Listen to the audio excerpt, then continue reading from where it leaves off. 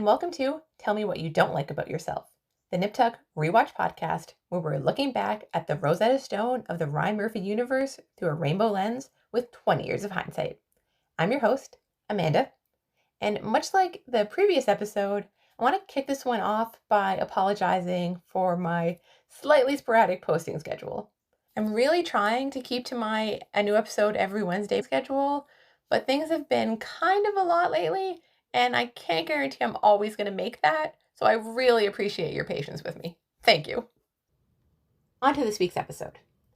Before we dive into the actual plot of Sofia Lopez, I want to take a moment to acknowledge just how big this episode is, both in terms of what it tries to do and how complicated that attempt might look in hindsight. No, Sofia isn't played by a trans actress, and that's a real issue, and it's one that I don't want to gloss over. But context matters, and I think it's also important to recognize this was 2003. Pose was still more than 15 years away. Even Transparent hadn't premiered yet. As imperfect as it may look now, this episode was genuinely ahead of its time. Sofia's story isn't just a one-off background beat. She's given screen time, dialogue, compassion. And even though the episode still falls into some very early 2000s tropes, there's an effort here to make her three-dimensional, to give her agency. That doesn't erase the flaws, but it does matter. And I'll say this too. Jonathan Del Arco, who plays Sofia, may not be trans, but he is gay and a longtime queer activist. There's a fantastic episode of the Boy Meets World podcast, Pod Meets World, where he discusses some of his political and activist work, and you should give it a listen. This isn't a substitute for authentic casting, but it is still significant in the broader arc of queer representation on television. I think it's also important to point out that the entire arc of this episode hinges on Sean, who's arguably the show's moral compass, the one the audience is meant to align with, learning that trans people are deserving of respect and care. And yes, it's frustrating that this even needed to be a lesson, but it did. And honestly, it still does. I'm recording this just after the Supreme Court in the United States voted to ban trans kids in Tennessee from receiving gender-affirming care, and it sucks how relevant this episode still feels. There's also something really telling in the way the show positions Sean's change of heart as a transformation, a theme that's obviously central to the whole plastic surgery metaphor. He's the one who transforms, not Sofia. She's always known who she is. Sean's the one who had to rework his assumptions and prejudices. And the episode gives that space without making it feel like Sofia's existence is just there to further Sean's moral growth. It toes that line for sure, but it also gives Sofia enough interiority that it never feels like she disappears into his arc. Also worth noting, Sean listens. That shouldn't feel revolutionary, but it kind of is. He listens to Sofia, begins to really think about what life is like for her and other trans people, and eventually, he acts on that empathy. It's not perfect. It's still framed around a cis man learning tolerance, but it also models a kind of growth that, sadly, a lot of people still need to go through. Previously, on Nip Tuck, Julia decided to go back to school. Christian lost his car, and Matt lost his girlfriend. On to the recap. Today's episode is Sofia Lopez, which was written by Sean Jablonski, directed by Michael M. Robin, and originally aired on August 12th, 2003. We open with Christian at a luxury car dealership, and he's clearly been here more than once. We learn from Christian's "Hello, Ron" that he's on a first-name basis with the car salesman. Christian's been eyeing an absolutely gorgeous yellow Lamborghini, and I'm not even really a car person, but I could become one for that car. It's pretty stunning. Ron suggests that maybe it's time for Christian to make a commitment. Christian counters that the economy's in the toilet, and how can they be asking $250,000 for something without a 2-bedroom half-bath? Ron suggests that Christian see for himself. They go on a zippy little test ride, and Ron wants to know if they should head back to the office and do the paperwork. Christian's hoping they can work something out. Doesn't Ron have a girlfriend who needs some work done? Ron says that he did, but she had her D cups put in last week. By him. Ron points up at a gloriously tacky billboard, and we get our first glimpse of Dr. Meryl Bobolit, played, of course, by the one and only Joey Slotnick, an absolute staple of the late 90s and early 2000s character actor scene. This is a little early in the episode to fall down a rabbit hole. We're not even at the opening credits yet, but I cannot resist. There was this incredible run of actors during this era. People with names you maybe didn't know, but faces you definitely recognized. They were always popping up in supporting roles, somehow managing to steal scenes with just the right blend of oddball charisma, unhinged energy, or quiet pathos. Joey Slotnick is one of the greats. He was on The Single Guy, popped up in Hollow Man, Alias, Boston Public, and then landed on Nip Tuck. From the moment he shows up on screen, you get this guy. He's the plastic surgeon version of a used car salesman. He has the kind of energy that feels like if you shook his hand, you'd immediately want a Purell. And yet, Slotnick never really plays him as cartoonish. There's always this undercurrent of desperation beneath the bravado that makes him both ridiculous and kind of sad. Bobolit is what happens when ego overtakes ethics completely, and that makes him a perfect addition to the Nip Tuck universe. Also, fun fact, Joey Slotnick now performs a one-man show as Groucho Marx, which I would really like to see because it sounds pretty awesome. But back to the show. We're in Sean's office. He's doing a consult with a woman named Cheyenne, who we're clearly meant to read as a ditzy blonde. She doesn't know what a hematoma is. It's a bruise, which I didn't know either. She's accompanied by an older woman, Wallace, who's explaining what needs to be taken care of. Cheyenne has a bruise on her right cheek. Not her face. Think the other cheeks. And Christian mentions that Cheyenne told him it was from a work-related injury. I literally laughed out loud when Cheyenne tells them, "Yeah, I slipped on a cheese nip near the craft service table." At the mention of craft services, Sean's like, "So you make movies? Have I seen any of your work?" Cheyenne says, "Maybe. Did he catch Carnal Librarians 4? My favorite cucumber?" Sean starts making one of his patented "I'm uncomfortable" faces. And Christian tells him that Wallace's production company makes pro-women adult films. Strong female leads, foreplay, actual storytelling. It's very classy stuff. They start shooting Deflowering Petal in 6 weeks, and Wallace wants to make sure that Cheyenne will be healed by then. I just want to tip my hat to Sean Jablonski for all of the movie titles. They're perfect. Sean does not share my esteem, and he tries to nope his way on out of there by claiming that they're actually booked solid for the next 2 months. Wallace is upset. 2 months is not what they discussed. Christian tries to smooth things over. Since Wallace is on a deadline, he's sure they can rearrange their schedule a bit. Post-consult, Christian and Sean are heading to the break room. Sean's annoyed, so his resting state, and Christian starts cutting and juicing wheatgrass. Let's take a quick detour into early 2000s wellness culture, shall we? If you weren't around for the peak of the wheatgrass era, buckle up. Wheatgrass juice was everywhere in the late 90s and early 2000s. It was like the holy grail of health shots. Drinking it meant you were healthy, trendy, and just a little bit insufferable. Today, wheatgrass still exists, but it's not the cultural moment it once was. These days, your average wellness influencer is more likely to be sipping oat milk matcha or lion's mane mushroom lattes. But in 2003, wheatgrass was it, and there's just something so absurdly perfect about having a little flat of it and a juicer in the McNamara toy break room. 2003 wellness aside, Sean wants to know why Christian said they'd work on Cheyenne.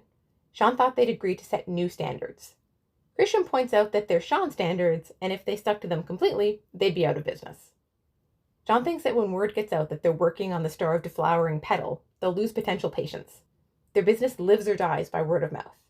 Christian says that maybe, if they advertised, they wouldn't have that problem. Bobolit has billboards all over Miami. And incredulous Sean is like, "Bobolit? You're worried about the man who was last in our class? He has to advertise. He's a hack." Which, comedy points for Bobolit. Christian says that every time they turn people away, Bobolit's taking their business. Sean believes that if they continue to do good work, the clients will come. Christian points out that they're in a recession, and the first things people cut back on are luxury items, like sports cars and plastic surgery. I love that Christian mentioned sports cars here. His heart is definitely still back with the Lamborghini. As usual, Sean's dismissive of Christian, and Sean asks if Christian picking up actresses at parties is going to help them. Christian counters, "Is hiring Grace going to help us? Is doing pro bono cases going to help us? I'm so sick of you always shooting me down." Christian tells Sean to stop being such a prude. Sean's offended and claims that he's not a prude. Christian, who completely has Sean's number, says, "Yes, you are a prude. You're completely rattled because that girl makes erotic films." Sean claims that erotic films are when you use a feather. Porn films are when you use the whole chicken. This girl's been through a lot of chickens. Dylan Walsh has a magnificently expressive face, and he uses it to full effect in this episode and in this scene in particular. Christian tells Sean, "You know what? A tight ass might make money for her, but not for us. We're taking this case." Christian leaves, and Sean repeats prude to himself. In case you haven't picked up on it yet, our theme of this week is Sean is a prude. Roll credits. It's morning at Casa McNamara, and we're in Sean and Julia's bedroom. It's time for Operation Sean McNamara is not a prude. Julia's asleep. Sean very much is not. Sean is seemingly struck with inspiration. The score starts playing what I can only describe as like mischievous, sexy music. Sean starts trying to put the moves on Julia, but her alarm beeps and she darts out of bed. It's her first day back at school, and she doesn't want to be late. The silly, sexy music stops, and a defeated Sean flops back onto the bed. But not for long. Julia's in the shower, and the music starts up again. Sean joins her and tries for seduction part 2. Julia is distracted, but doesn't seem entirely uninterested until Sean attempts a rear entry. A shocked and sputtering Julia asks, "Are you lost?" Sean explains, "I thought it might be fun to try something new, so we don't feel like old prudes." Julia gets upset. Sean knows how important this first day is to her, and she thinks he's trying to sabotage it. Sean immediately retreats and says, "I'm sorry, you're right. I'll go make the coffee." Next up, we have Julia's first day of school. She's dressed in a white button-down with a black blazer, and considering she's self-conscious about being an older student, it does seem like an odd choice to dress like a businesswoman. She meets Jude, a very attractive British guy who is played by Philip Reith-Chaudhary. He is very much still in stuff now, but when I see him, I'm completely transported back to 2003. Probably because he was playing Reza on 24 around this time too. R.I.P. Reza. Jude makes a joke about being the oldest person there. He's 26. And just when Julia is starting to feel better about herself, she recognizes an old friend. Sue Ellen Mischke herself, aka Brenda Strong. I'm now realizing that I reference Seinfeld at least once an episode. Which makes sense. My brain is like 30% Seinfeld references at any given time. Julia is visibly relieved when Brenda Strong, or Iris, that's who she's playing here, tells her that this is her class too. Julia thought she was going to be the only person her age there, and invites Iris to sit down. Iris clarifies that she's actually the teacher. Making Julia feel worse, Iris tells Julia she's really a doctor who's only there once a semester. Iris is surprised to see Julia there. Didn't she apply to medical school? Julia tries to play the family card. She had 2 kids, that whole thing, clearly making the assumption that she can beat Iris there. But nope. Iris is married too, and one of her kids just started college. Iris heads off to start the class, and Jude acts surprised that they went to school together. He tells Julia he thought Iris was her mother. All right, Jude, simmer down. Back at McNamara Troy, Sean strolls into the waiting room to meet our patient of the week, Sofia Lopez. As I mentioned at the top of the episode, Sofia is trans, and it's clear that Sean is uncomfortable. Sofia is there to have her tracheal shave, specifically the scar, fixed. And I'm not sure I'd go so far as to describe Sean as hostile towards her, but he's definitely dismissive and rude.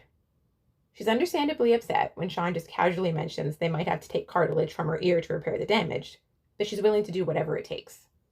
She wants to discuss the potential cost, and she tells Sean that when she spoke to his partner on the phone, he said that their office, and in particular Dr. McNamara, sometimes does free work on a case-by-case basis.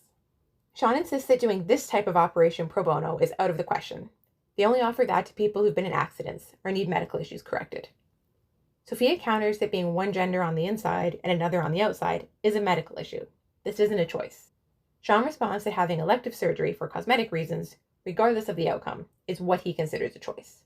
In case you haven't watched this episode, the vibe of the scene is Sean is a shit and Sofia is awesome. Sofia wants Sean to just be real and admit if he has a problem with her being a transgender individual. Sean claims that he doesn't. Sofia wants to know, if Sean doesn't have a problem with it, then why is he being so uptight? She tells Sean, "The truth is, doctor, I don't care if you like me or you don't. All I care about is feeling complete and not having everybody look at me like I'm a freak, the way you did when I first walked in here. If I come up with the money, will you do the operation?" The scene cuts away before we hear Sean's answer. A beaming Christian strolls in with a sparkly basket of goodies. In appreciation for a job well done on Cheyenne, Wallace has sent over 20 of her top-selling DVDs and an invite to her Silver Jubilee. Christian tells Sean that he can keep the movies, but Christian's snagging the invite. He wants to schmooze and win them an exclusive contract. A grumpy Sean is like, "Enough, Christian. Enough with the porn stars and the trans." Sean uses an outdated term here that I'm not going to repeat. And the nonstop libidinous assault. At first, Christian doesn't know who Sean's talking about. Sean, mistakenly, thinks Christian purposefully set him up with Sofia's consult to further prove his thesis that Sean's an uptight prig. I love that Sean uses the word prig here. He's trying to prove he's a modern guy by using the most old-timey language possible. Christian tells Sean he had no idea that Sofia is trans, but she clearly made Sean feel uptight. Sean, who is obviously deeply uptight, insists, "I'm not uptight." Christian apologizes and then turns it back around on Sean. He asks Sean how does he feel being judged unfairly, which is a daily battle waged by both Wallace's girls and Christian's Sure, Sofia Lopez. How does Sean feel being put in a box that doesn't define him? Sean informs Christian that he breaks out of that box all the time. In fact, just this morning, he and Julia had unconventional sex. This earns an eyebrow raise and a "how'd it go, killer?" from Christian. Sean admits that it didn't. He was clumsy and unconvincing, and Julia was horrified. Sean's worried. He and Julia haven't really been connecting lately, and he thinks, with her going back to school, they're going to be even more distant. He asks Christian how do you seduce women into loosening up. Christian tells Sean it's about charm and confidence. You wine, you dine, you romance. Julia's clearly starved for that. Sean gets a little suspicious and asks how Christian could know that. Christian tries to cover by saying that every woman is. That night, Sean's trying to set up a romantic dinner for Julia. He's plating up Indian takeout. Side note, it looks really delicious. There are candles and flowers, and Sean's sporting a nice polo and khakis ensemble. Poor Sean's romantic gesture is about to fall flat because Julia comes in with Jude. Julia introduces the two of them. Jude's heard about Sean. Sean's heard absolutely nothing about Jude. Julia thought Sean was going to be working late, so she made plans to study with Jude. Jude tries to excuse himself and tells Julia they can study the next day, but Julia's worried that won't give them enough time. Jude's going to leave, but Sean steps in. Sean claims that he's not that hungry. Julia and Jude should dig in and get their studying done. In a funny moment, Sean snags the porn DVD goodie basket from a cabinet and heads toward the bedroom with it. Julia asks what it is, and a departing Sean yells back, "Research!" The next day, Sean's scrubbing in for Sofia's surgery. Nurse Linda informs him that Sofia snuck something into the OR underneath her gown. Sean's exasperated, but not rude, when he tells Sofia that they're in a sterile environment and she's risking a bacterial infection. She needs to either hand over what she has or find another surgeon. Sofia hands Sean a small picture frame with a photo of a little boy. Just as an aside, that has to be a photo of Jonathan Del Arco as a kid because the resemblance is uncanny. Sofia explains that it's a photo of her son Raymond. Sean doesn't understand. Sofia does the classic, "Well, when a man and a woman love each other very much." Sean presses. Sofia told him she always knew she was a woman. Sofia says she couldn't just admit that back in the day, and it's amazing how far you'll go to live a lie. Sean asks if her son knows the truth about who she is. Sofia tells Sean that he's the one person who didn't judge her when she wanted to change. That's why she keeps him close to her at all times. She asks Sean if he has kids, and they bond over having something in this world that you love more than yourself. Sofia tells Sean he can take away the picture, she understands, and she'll be good. Sean gives Nurse Linda the photo and asks her to put it in a plastic baggie and to let Sofia hold it if she wants. We move from bonding over kids to Christian being an irresponsible father figure. We're at Wallace's Silver Jubilee party, and Christian's brought Matt along as his +1. Matt says that he's thankful for the opportunity to be Christian's wingman, like he's at a job interview, and it made me laugh. Since it's a Silver Jubilee, everyone is dressed in a mix of silver and white, except for Christian, who's rocking a gorgeous black suit that is immaculately tailored. It's also giving total Cole from Charmed vibes. Have I had to talk myself out of doing a Charmed bonus episode? Maybe. Christian's trying to cheer Matt up after what happened with Vanessa. So Matt told Christian about that, but not Sean. And in a series of mixed metaphors I don't completely get, Christian tells Matt that who cares if his girlfriend turned out to be a vegetarian? She's not the only tuna in the tank. Christian has Matt list the rules. No drinking, no drugs. Christian heads off to chat with Bobolit because he's here to work, not to play. Christian's response to seeing Bobolit in his white suit is, "You look like a Q-tip," which is a pretty great burn. Bobolit admits that he thought the same thing, but his personal shopper talked him into it. They move on to business, and Christian points out that Wallace is a smooth operator, inviting both of them so that they can put in competitive bids. Or is Merrill still a party crasher like he was in college? They have some fun banter. Julian McMahon and Joey Slotnick play off each other really well, and it's very fun. Bobolit's talking about how he's been living the life since his billboards went up. He asks Christian how business is at McNamara Troy. Christian says it's booming, but Bobolit's dubious. He slides into his pitch. Because of those billboards, his business has tripled in the past month. He works 18-hour days just to keep up. What he needs is a partner. Christian wants to know if that was an offer. Bobolit suggests they grab lunch sometime. Christian insists that it would be a consolatory meal because he's going to kick Bobolit's ass and win this contract. Bobolit's happy to admit that Christian's a better surgeon than him, but he's no longer a better salesman. Their dynamic is such a fun flip on Christian and Sean's, with the idea that in this pairing, Christian is the superior surgeon. We check in with Matt, who's chatting up a pretty girl in a very risque spin on a Baby One More Time outfit. She's played by Marnette Patterson, and for the second time in this episode, I am awash in nostalgia. She was in the short-lived 90s sitcom Something So Right, and the even shorter-lived sitcom Movie Stars. I genuinely think that I might be the only person who remembers Movie Stars, and I am including the people who were in it. She's playing a fluffer. She's literally credited as fluffer in this, who's trying to break into the biz. But we learn that Wallace has a very strict star system. She and Matt flirt, and then they head off to relieve Matt of his virginity. There's a fade to black, then a title card telling us it's a week later. A recovering patient storms out of McNamara Troy, asking Sean and Grace, "What kind of brothel are you running here?" We peek into the recovery room, and one of Wallace's actresses is being tended to by two others. They're giving her water and putting on lip gloss in a very suggestive way. Christian's in his office. He's on the phone trying to talk Ron from the car dealership into a lower price on the Lamborghini, when Sean, flanked by Grace, storms in. Sean tells Christian about the patient who just left, and Sean says he doesn't blame her. It looks like they're running a casting call for Messy Mouths Part 2 in their recovery room.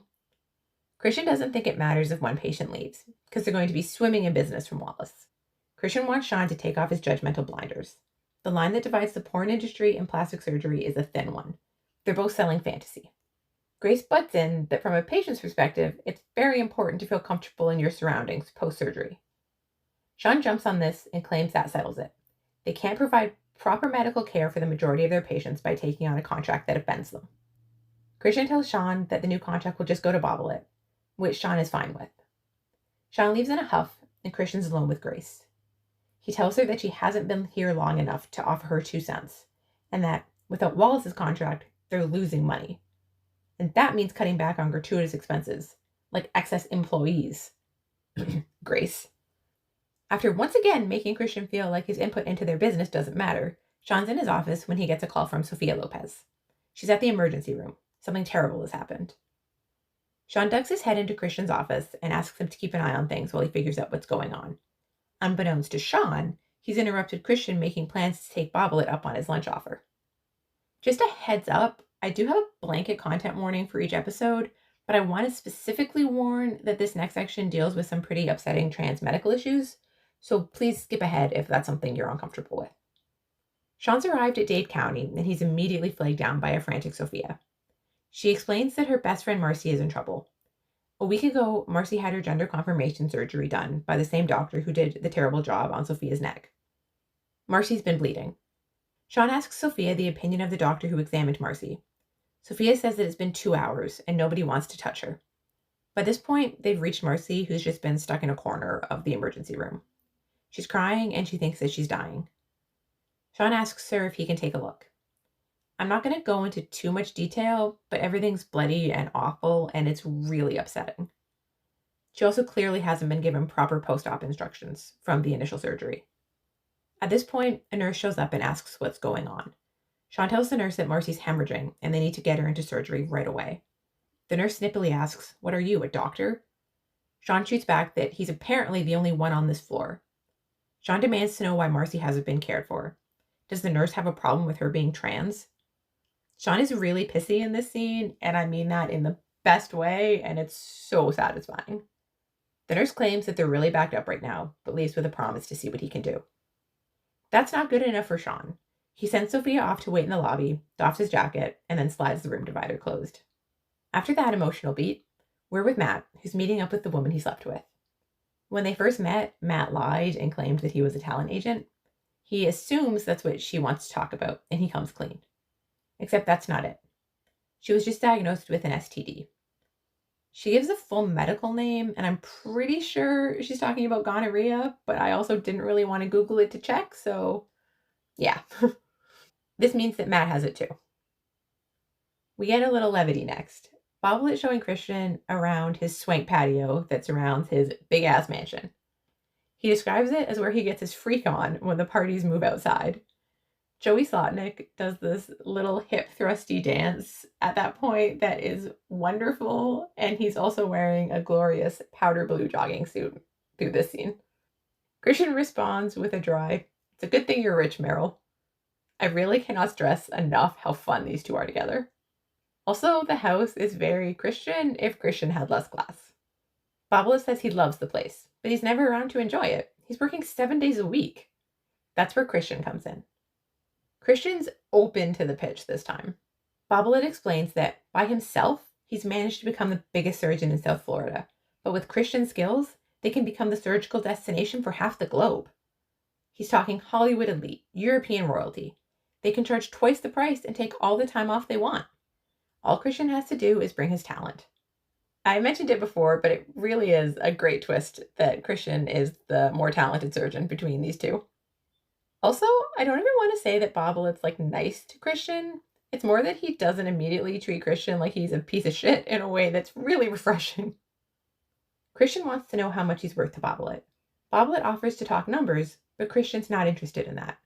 Christian wants full parity and a written agreement stating that all decisions will be arrived at by both partners. Bobolit has no problem with that.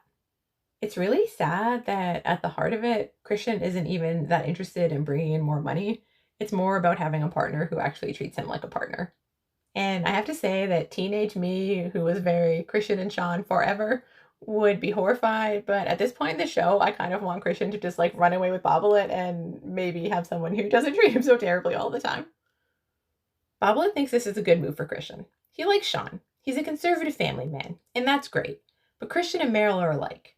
They're ambitious, single, and good looking. That one earns a little look from Christian. And they understand that in business, success is the only metric. There's been a bikini-clad lady lounging by the pool this whole time, and she asks if they can go pick up her friend who wants to go swimming. This gives Bobolit an opportunity to show off his car. It's a Monterey blue Lamborghini. They only made 3. Bobolit's like, $250,000 and no back seat? Who would want one of these? Poor Christian's like, not me. Bobolit tells Christian to call him this week and then cruises off, which gives us a peek at the license plate. D cups. It's not quite Saul Goodman's lawyer up, but pretty good. Back at the hospital, Sofia's still in the waiting room. It's lit to look like it's late afternoon, so the implication is that she's been waiting a while. When Sean comes to find her, she asks if Marcy's going to be okay. Sean tells Sofia that Marcy's in surgery now, but in another 24 hours, an infection could have set in. Sean wants the name of the doctor who did this. Sofia says that the doctor does a lot of work on transgender individuals, and that he's known in the community. Sean insists that Sofia has to file a malpractice suit. Why would she want to protect this butcher? Sean's demeanor here is a complete flip from the beginning of the episode. He's gentle with Sofia and is clearly genuinely upset by all of this. Sofia tells Sean, "I'm not protecting him, I'm protecting us. You saw how the doctors treated us here, how you treated me when I first came to see you. If we go to court, we'll be judged, berated, like freaks, deviants. I won't do that." Sean asks, what if next time he kills someone? You want that on your conscience? What if that person were you, Sofia? Think about your son. Think about Raymond. He loves you. He needs you around. In a moment that really shows how far Sean has come from the beginning of the episode, Sean promises to help. He'll make all the calls and testify in court so she doesn't have to. She just has to give him the doctor's name. She tells Sean it's Dr. Marcus Grayson. It's a name that Sean recognizes. In the next scene, Matt's in his bedroom reading an STD page in Julia's biology textbook. Julia comes in and sees the book. Initially, she's annoyed because she's been looking for it everywhere, but then she clocks the page that Matt's on. This leads us to Christian's office, where he's drawing Matt's blood, and Matt asks Christian to promise not to tell his dad, because they've been getting along so much better, and he'd be so disappointed in him. Christian's disappointed in him too. He says Matt's smarter than having sex with some girl without wearing a rubber. Matt claims she practically dragged him into the closet. What was he supposed to do? Julia points out that he could have said no. Then she turns on Christian and asks what the hell he was thinking, bringing Matt to a porn party. Christian tells her that the person who threw the party is a client, and he was there on business. Julia wants to make sure that Matt's tested for HIV as well. A panicky Matt asks why she would even say that and starts to spiral that she might have given him that too. Christian very calmly tells Matt that he's going to be fine. At worst, he has a bacterial infection and they'll start him on medication. It'll clear up in a week. Julia asks Matt to wait in the car. Once he's gone, Christian immediately apologizes and says that she's right. He never should have brought Matt to that party. Julia lays into him. What you do with your life and where you stick your dick is your business. What you do with Matt is mine. From now on, you stay away from him. Christian's rattled and says that Julia is being way too dramatic. She can't just lay down a law like that. Matt's like a son to him. Julia steps it up. A real father would never do what you've done. You'll never be capable of being a real father, Christian.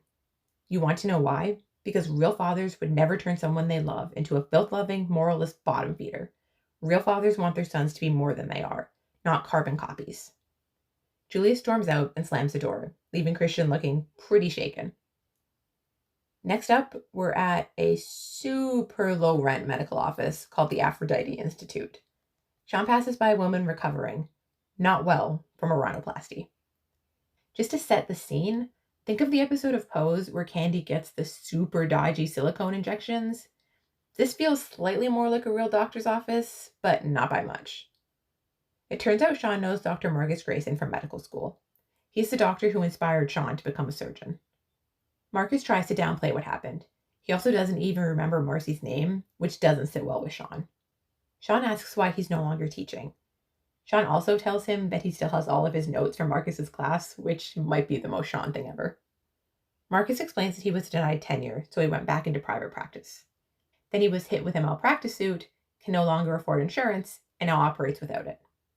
Sean points out that's crazy, but Marcus insists that it's no crazier than half the stuff they do down in Mexico, which is where most of these, he uses an outdated name for transgender that I won't repeat here, go because they can't afford it up here. It's too expensive. At least he offers an alternative. Sean counters that if you can't do the job right, what kind of alternative is that? Marcus gets offended, but Sean keeps going, and indicating their filthy surroundings, says that he can see why Marcus is having problems with these surgeries. Marcus gets his back up and tells Sean not to talk to him like that he was a doctor before Sean was born. Marcus claims to have invented most of these procedures. He also tells Sean, now you had a great deal of skill, but you had no bravado, and it takes a combination of the two, bravado and skill, in order to be a brilliant surgeon. Sean responds that he'd rather be a good surgeon who helps people than a brilliant surgeon who hurts them. Marcus tries to spin things around on Sean. Is this about what I do, or do you have a problem with who I do it to? I think you're the one with the problem, Sean. What Sean has a problem with is Marcus destroying people's lives. Sean drops the hammer. Look at you. Can you even hold your hands steady? You reek of alcohol. Don't confuse yourself into thinking you're some kind of hero working on the disenfranchised. You're just a saddled drunk who can't retire because he doesn't have anything else to hold on to. Sean tells Marcus that he wanted to be him. Now things shift into A Christmas Carol Miami edition, and we're in Ghost of Christmas Yet to Come territory. Marcus tells Sean, well, you're going to be me. You're on my path. You're a success now. 40 is where it starts. The dutiful wife gets tired of your hours and your lack of emotional intelligence. She'll stay around for another 5 years if you're lucky. Mine left when I was 50, but she'll leave. When Father's Day comes around and Christmas and Thanksgiving, and you sit alone with your diplomas and the thoughts of all these people whose lives you saved except your own. So yes, I drink. Sean declines his invitation to the pity party. He tells Marcus, either you shut yourself down or I will. Marcus starts to get sort of upset now and says that God help him, he didn't mean to hurt anybody. We go from there to Matt's school, where Christian's stealth trying to see him. He's also there to show off his brand new Lamborghini. Christian tells Matt that he landed an exclusive contract and decided to treat himself. And he lets Matt know that he's leaving the car to him in his will. There's another reason for Christian's visit. He's thrilled to be able to tell Matt that his test came back and he's as clean as the day he was born. Of course, Matt's super relieved, and Christian says that he's proud of Matt for cheating his first STD. He tells Matt, way to go, don't do it again.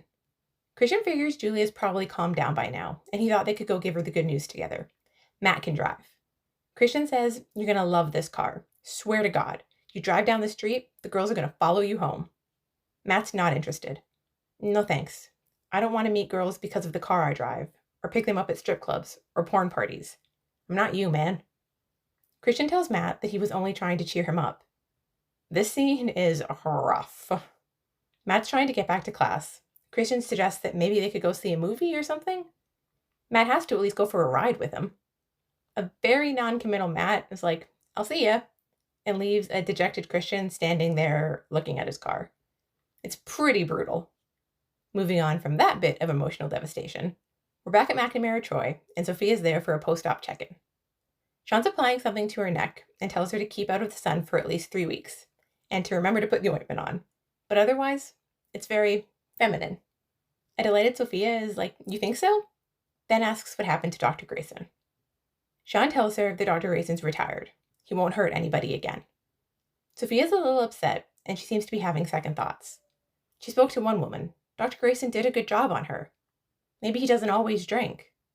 Sean starts listing off the reasons they had to shut him down. And emotional Sofia knows that. But she also knows that she's a bank teller who makes no money, who hasn't yet become who she's supposed to become. Sofia's crying, and Sean tells her, I'll help you find that person, free of charge. Sofia is so happy. You'll be my doctor? Are you serious? She hugs Sean. It's very sweet. And says, you're very progressive, Dr. Sean McNamara. Sofia leaves, and Sean has this little smile on his face that's the most adorable thing. Even thinking about it now is making me smile. Sean, feeling good about his progressive self, strolls into Christian's office, where Christian's talking to someone on the phone. He asks the person to wait, and then asks Sean what's up. Sean, still loose as a goose, tells Christian, I'm ready to revisit the Wallace Forsythe issue. I've come to the conclusion that, with guaranteed money flowing in, we're free to take on more pro bono. Additionally, I think you're right. I need to loosen up. So what if these women are in porn? They're not hurting anybody. But because we're not allowed to have nice things, Christian cuts in with, yes, they are. I terminated that contract this afternoon. Sean doesn't understand. Christian explains, we have standards here, Sean, that are more important than making money. Sean asks what made him change his mind. Long pause where Christian thinks about Matt and Julia, but Christian tells Sean, you. Which, of course, pleases Sean. Sean's having, the best day. Sean leaves so Christian can get back to his phone conversation. It turns out he's speaking to Bobolit. We learn that Wallace Forsythe called Bobolit that morning to let him know that she's bringing him her business.